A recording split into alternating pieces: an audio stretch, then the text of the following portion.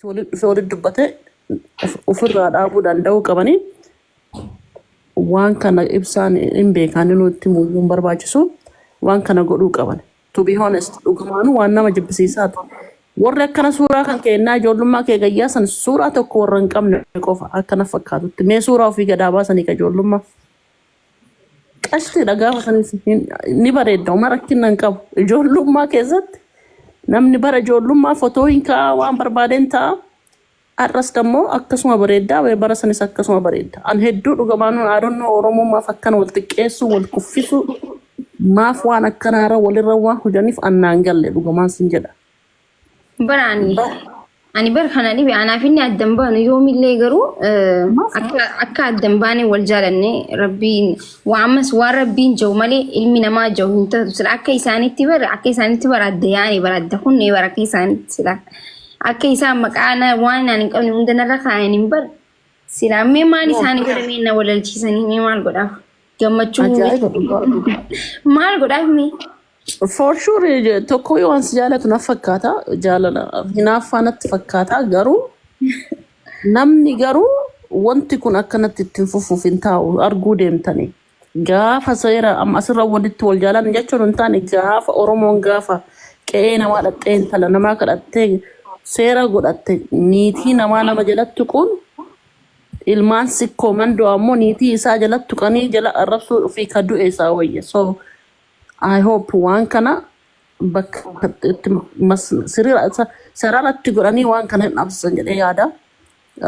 Garuu wanta asirra deemuuf waan baay'ee jechuu barbaannaa garuu ani personally an arraba ijoollee baalagee gabbu'ee ijoollee baalagee argitee reet isaa nama rabsitooliin haasa'u waan hin feeneef malee waan baay'ee qaaquu dandeenya afaan dandeenya aadaa keenya sirribbeenna safuu qabnaa waan baay'ee jechuu dandeenya garuu yoo of gabbuuftee nama ijoollee xixiqqootanii wajjin argite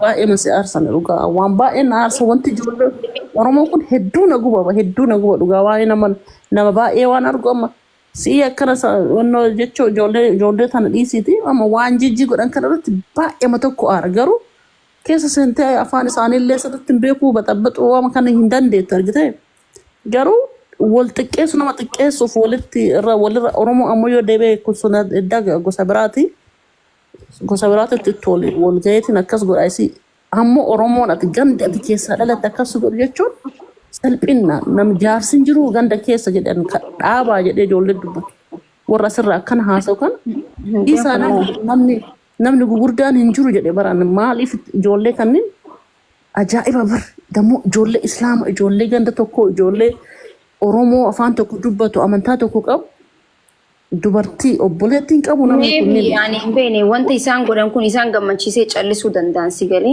maal jennaani akkasitti nu badha jechuun akka kiyyatti maaliif namni dubartii takka irratti bargise takkaa miti waggaa meeqa guutuu jechuu waggaa meeqa si galee angaruu wanti das jiwaan nama dhagahu miti sani barakkoon sana akka isaanitti bar miidiyaa kanarraa badee bargaruu tiktookii gizee meeqan irratti cufan. Baay'ee nama gaddisiisa dhugaa wanti ijoolleen kabajaa walii qabaachuun bareeda sanuu dubartii ijoollee ofii isaanii gadi ijoollee xixiqqoo akkana godhuun kun ani barbaade namni hin jiru jedha ollaatu beebee ollaa bara yookaan gosa keessa jaarsolee yoo jaarsoleen gosa kan jiraan ollaa gosa biraa akka ta'etu bahee ollaa attami Oromoo waan kan jedhisee qabu walirra laalan ijoollee akkana wal gootu kan. Waan si warqee ummaanti jechuun anaan dhorki malee dhufe miidiyaarra naannin dhufaa jettee jechuun maaliif anaan likkii isaaniitti hima bakka namoota akkanaa kanaaf deebisuun nurra hin jiraatu hin jeessi galee aartee jechuun maal hojjannaa maal inni jettee jechuun isaantu na waliin si dhalee moo jettee aartee si galee akka kanaa wajjin ka'iin sanii waliin deemgise jaanfaa ni aarte haadhaami isa waa'ee xiyyaama waanuma xiyyaa isaan galchu si galee namummaa tokko isaan galchu haadhaaf abbaa xiyya waan hin ta'in jechuudha ibsaan illee yoo na fuudhe haadhaaf abbaa xiyyarraa na fuudha malee warra qofla laasirraa na arrabsu kanarraa miti. I don't know. It's just very sad.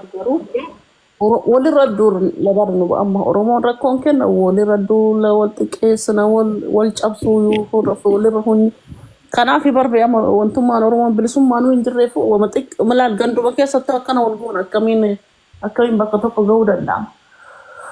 Ajaa'iba! Ani waan baay'ee dubbachuu danda'ama garuu waan baay'ee dubbattamu gadi buutee uummata onnoo wajjin onnoo taata. Anyways, I don't care. America waan deemaa dhufu TikTokiin injifamaa eenyulleen argu eenyulleen hin beeku garuu it's just baay'ee nama gaddisiisa. Hagana wal gabbuusuun so sad. Yeroo baay'ee waa arguuf hagana dubbadhe eenyullee dubbiillee kaasee onnu jechuufi miti. Garuu hagam akka wal xiqqeessuu irratti hunyu it's very sad. Baay'ee nama. Yaa namni naman xiqqeessa jee khaybar fi tabar. Boolla namaa qotte ofiitti seen taasanii beete. Ana waan akka godhuun danda'an ani kaleessa suman jira. Eengata suman jira wanta akka isaan na arjanna wanta nan jenera wanti takka wallahi jireenya mataa kee keessatti wanti jijjiiramee jiru. Moor akka na gizee na arrabsan daranuu na jabeessaa jiran daranuu sibiila na godhaa jiran si jedhee. Dubartiin barbaadu dhugaa hundan qabnu bar rabbii jedhu. Dubartiin haadha, dubartiin obboleetti, dubartiin haadha manaa, dubartiin ijoollee yoo rabbii isaanii kenna. Dubartiin tana cabsuuf bakka maaf akka walirraa namni huju dadhabbii malee kan hujan argaa beektaa hin laalla bar. Hin argina hin dubbannu jedhan maali we listen we don't judge waan jedhanii asirratti akka challenge deddeemaa wayii argee. Hin argina hin dubbannu maaliif gadi bu'uun barbaadu alfakkii gadi bu'uun barbaadu gadi bu'ee akkas onno jecho araba wa maalin anama le arab sudan ndandene fakkan arab sanille fedhu garuu እናገር ኢሮ ተኮ mo በቃ ዱቦቱ ቀብደባ ወይ it's just doesn't make sense ma fakka agana sit jajjaba nambe kon rabbi lismi ala yaitu fadheet man barataran beeta asbiyelle amalakiya miti kuni guddisa khiyas miti nama wajin namni gizena arabstaay wala arabsu taarka wala kana wali daw khana guddisa ayzon biyama seruman ama nikas seruma once na gona atgafsan sikomando bar intala sikomando tata mora sikomando no anko fasil sikomando sirra do guga bagafsan duga gafat saga mana ke warke ti da kani intala pesan no kenna gadini kennamte at sikomando dubartiin gosa hin qabdu jedha oromoon argite dubartiin warra dhaqsan taate so at intala sikkomandooti warra sikkomandooti waan kana sirra kutu wasirra dhaabsuu qaba warra ganda keetii waliin haasanii nama gugurdaa waliin haasanii waan kana rakkinni illee jiraata rakkinna kana gattaanii hiiku Tanne warra yaati miti bar warra ganda keetii naan yoo warra ganda kiyaa hedduu warra kabaja jechuun hararge jedheet ka warra hararge miti hin beeku wallaahi harargee ta'uu isaaniitu waan hin beekne biyyoo maybe waan oromiyaa keessaa dhufan natti hin fakkaatu karaa suudaanii kana maybe dhufuu danda'an akkasuma fakkaateeti kan hin beeku garuu rakkin oduu namni gugurdaan rakkinna isaanillee gaafatee maal akka rakkinna qabu gaafataniit rakkoo kan oduu hiikanii dhaabsisanii baay'ee bareeda. Just namatti hin tolu. Hedduu nama jibbisiisa hedduu. I swear hedduu si jibbisiisa hedduu. Dhugaa Suudaan warra xurumbaa fuusanii jechaa jiran kun akkoomanti jedhama. Suudaan akkas bareeddullee hin jirtu lakki ijoolleen babbareeddu mataa argu taasisa. Ara bismillaahi bar way malkeella way birreelloo jee warra na arrabsu kun osoo takka way maallaqa qabaate way bireedan bar tokkoof jetteetti illee hin dhiistaa bar. Waata kan qabani bar. Ada ma follow na gadisati bloki godhe sodaadhe na arabs nalle na rasu follow na godani da ni jere to